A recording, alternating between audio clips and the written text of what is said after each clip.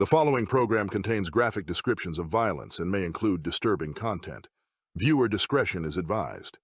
Tonight on Evil Exposed Killers, we uncover the terrifying story of David Parker Ray, known to the world as the Toy Box Killer. Behind a facade of normalcy, Ray built a chamber of horrors where he subjected his victims to unimaginable torture and brutality. His crimes spanned decades, leaving countless lives shattered in their wake. Join us as we delve into the twisted mind of a sadistic predator and explore the chilling depths of his depravity. This is the story of the Toy Box Killer, a tale that will make you question what true evil looks like.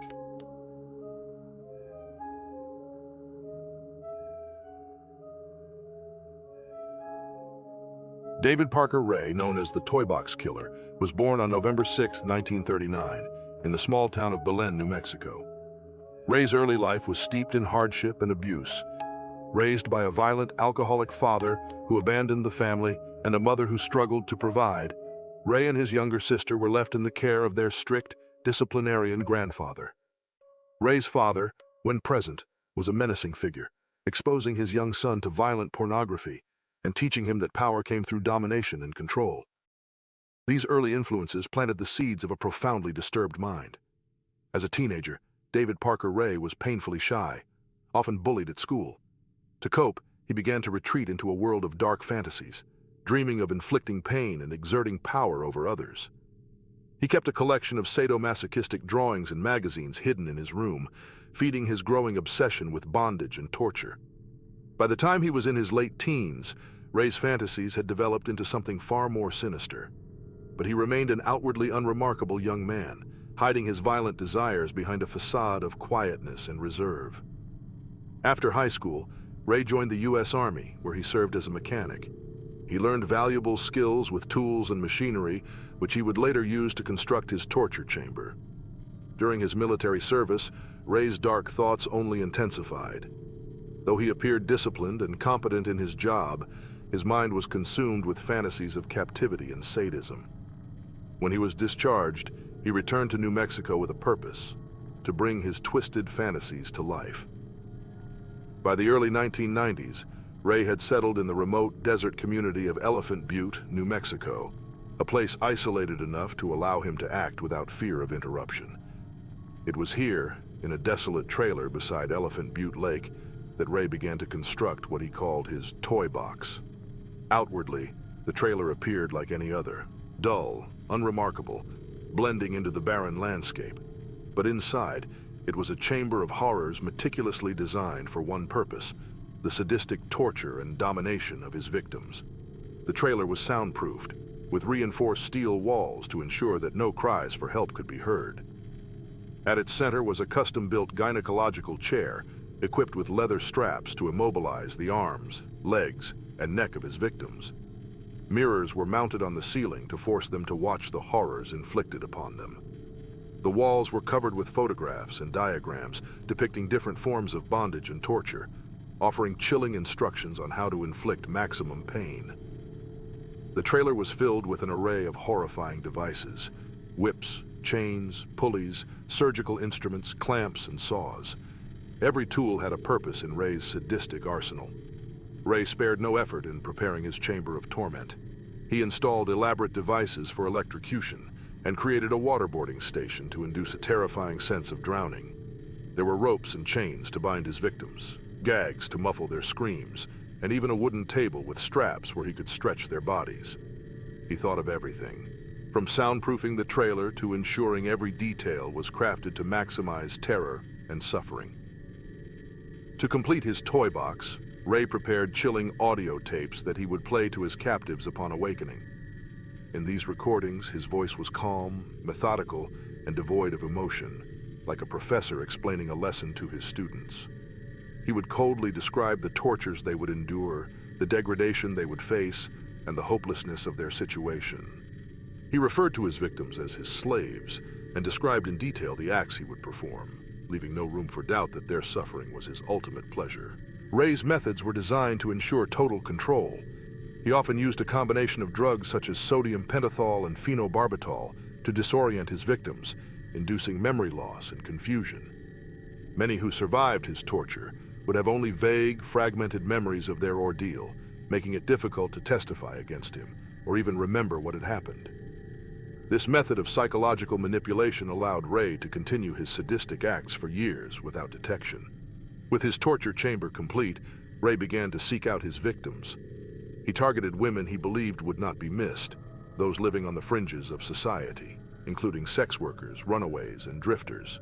His charm and seemingly harmless demeanor enabled him to lure women into his vehicle, where he would drug them and transport them to his trailer. His accomplices, including his girlfriend Cindy Hendy and occasionally his own daughter, Jessie Ray, helped him find and abduct these women, often posing as police officers or using deceit to gain their trust. Inside the toy box, Ray's victims would wake up bound and terrified, greeted by the sound of his voice playing over the loudspeakers. The recordings were filled with cold, clinical descriptions of what was to come. He would detail how he would use his tools to inflict unimaginable pain and how they would become his sex slaves, subjected to his every whim. The tapes were the beginning of a psychological torment designed to break their will even before the physical torture began. Ray's sadism knew no bounds. He took pleasure in degrading his victims, forcing them to endure unimaginable acts of brutality. He filmed these sessions, capturing the terror and pain of his captives, replaying the tapes for his own gratification.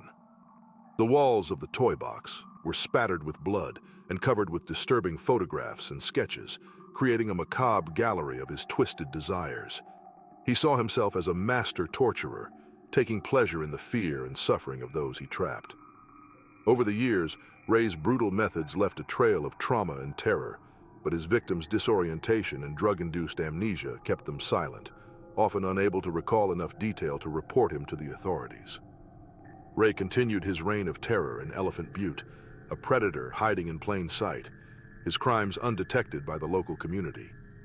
But in March 1999, Ray's terrifying game came to an abrupt end. One of his victims, Cynthia Vigil, managed to escape. After being held captive for days and subjected to horrific torture, she saw an opportunity when Cindy Hendy, Ray's accomplice, left the keys to her restraints within reach. Vigil fought back against Hendy, striking her with an ice pick and fleeing naked, covered in blood, to a nearby mobile home. There, she found help and recounted her horrifying ordeal to the police. Her escape triggered a swift response from law enforcement. Within hours, officers descended upon Ray's property. What they found inside the trailer was beyond comprehension. A nightmare of implements and instruments of torture, video recordings, and the disturbing audio tapes that detailed his plans in his own words. The police were stunned by the sheer scale and depravity of the evidence before them. The discovery of the toy box was a revelation of pure evil. As investigators combed through the evidence, they began to uncover clues pointing to many other potential victims, women who had disappeared or been found dead over the years. The question now was just how many lives had David Parker Ray destroyed, and how many of his victims had he taken to the grave with him? With Cynthia Vigil's dramatic escape and the subsequent discovery of the toy box, law enforcement launched a massive investigation into David Parker Ray's activities. The scale and scope of the evidence suggested a pattern of abduction, torture, and possibly murder that spanned decades. Officers and FBI agents searched Ray's property in Elephant Butte meticulously, uncovering more evidence that hinted at even more heinous crimes. Inside the trailer, detectives found detailed notes and diagrams outlining the methods Ray used to inflict pain. These documents read like a sadistic handbook, with Ray meticulously detailing how to keep a person alive and conscious while enduring extreme suffering. Investigators discovered multiple video recordings showing women being tortured, bound, and gagged, proof of the unspeakable horrors that took place in the toy box. The search expanded to nearby properties and other locations Ray was known to frequent. Investigators discovered several dumping grounds in the arid desert around Elephant Butte Lake. Excavations were conducted, but due to the vast, unforgiving terrain, few bodies were ever recovered. Ray had either concealed his victims well, or he had chosen remote locations that made recovery impossible. As the investigation continued, two other women came forward with chilling stories. Angelica Montano, a former captive, recounted how she was abducted by Ray, tortured for days, and then drugged and abandoned in a remote location. Like Cynthia Vigil, Angelica had managed to survive and tell her story. Another survivor, Kelly Garrett, recounted being abducted in 1996, held captive, tortured, and then released with no memory of her time in the toy box due to the drugs Ray administered. The testimonies of these survivors painted a horrifying picture of David Parker Ray's sadism. His use of drugs, psychological manipulation, and extreme violence left his victims disoriented, traumatized, and often too fearful to come forward. The psychological scars ran deep, with many victims suffering from fragmented memories and post-traumatic stress disorder. As law enforcement continued to piece together the extent of Ray's crimes, they realized they were dealing with a highly organized predator who had perfected his methods over many years. The number of victims remained unknown, with some investigators speculating that Ray could have murdered as many as 60 women or more. The desert surrounding Elephant Butte was vast, and the full extent of his crimes may never be known.